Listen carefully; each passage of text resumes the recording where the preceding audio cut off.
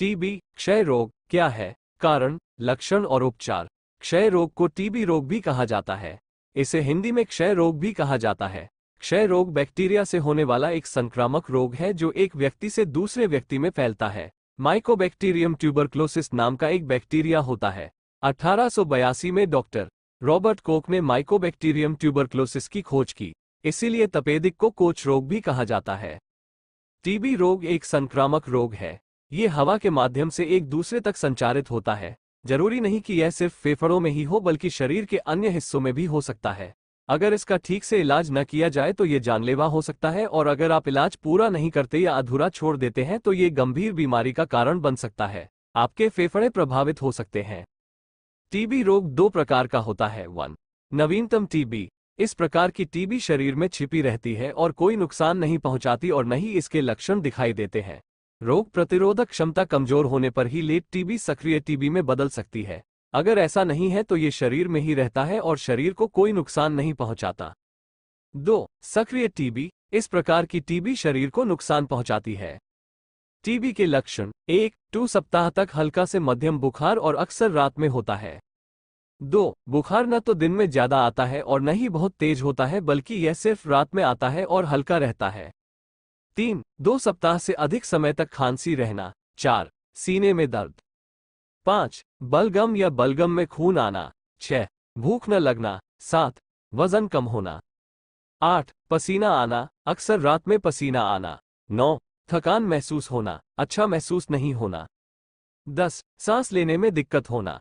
TB के लक्षण अलग अलग होते हैं। अगर आपके फेफड़ों में टीबी है तो इसके लक्षण इस प्रकार हैं। 1. सांस लेने में परेशानी होना। 2. खांसी। 3. बलगम। 4. सीने में दर्द। 5. थकान। यदि आपके मस्तिष्क में तपेदिक है तो इसके लक्षण अलग अलग होंगे, जैसे 1. बुखार के साथ साथ दिमाग भी ठीक से काम नहीं कर रहा है। 2. दौरे जिन्हें कपकपी भी कहा जाता है। 3. अजीब हरकतें करना। 4. सिर दर्द। इसी तरह अगर आपके लीवर में तपेदिक है तो इसके लक्षण इस प्रकार हो सकते हैं। 1. बुखार। 2. थकान।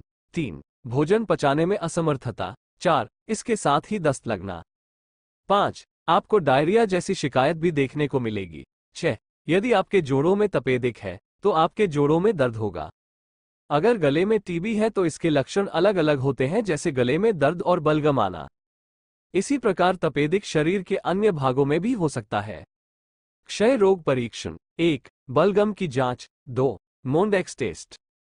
3. रक्त संस्कृति। 4. जीवन एक्सपर्ट टेस्ट। 5. छाती का एक्सरे।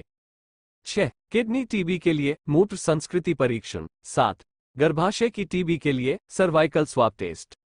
8. गांठों के लिए द्रव की जांच। 9. CT scan. तपेदिक से बचाव कैसे करें? 1. छोटे बच्चों को बीसीजी टीका लगवाना चाहिए। 2. टीबी का पता चलने पर उसका उचित इलाज कराना चाहिए। टीबी रोग का इलाज जितनी जल्दी शुरू होगा, बीमारी उतनी ही जल्दी ठीक होगी।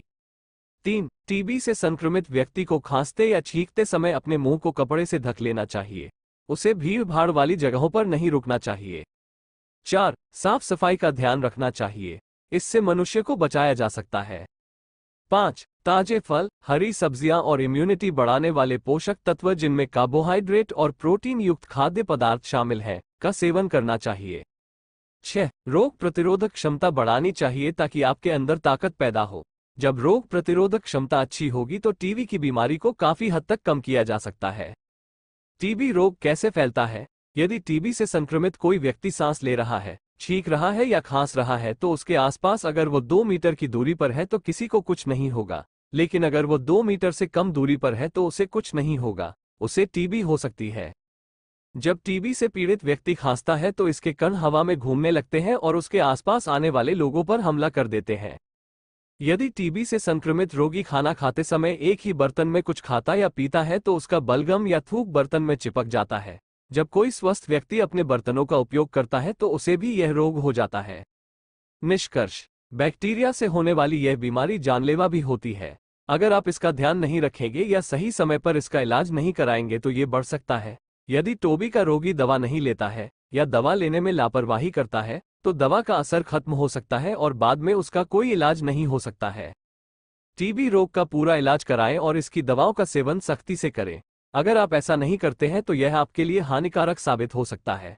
अगर आप अच्छे से ख्याल रखेंगे और नियमित रूप से सभी दवाएं लेते रहेंगे तो आपको कुछ नहीं होगा और आप इस खतरनाक बीमारी से उबर सकते हैं। टीबी के मरीज को खांसते समय हमेशा अपने मुंह को कपड़े से ढकना चाहिए या अपने मुंह पर हाथ रखना चाहिए ताकि मुंह से छींटे या लार दूसरे व्यक्ति तक न पहुंचे। स्वयं स्वस्थ रहें और दूसरों को भी स्वस्थ रखें।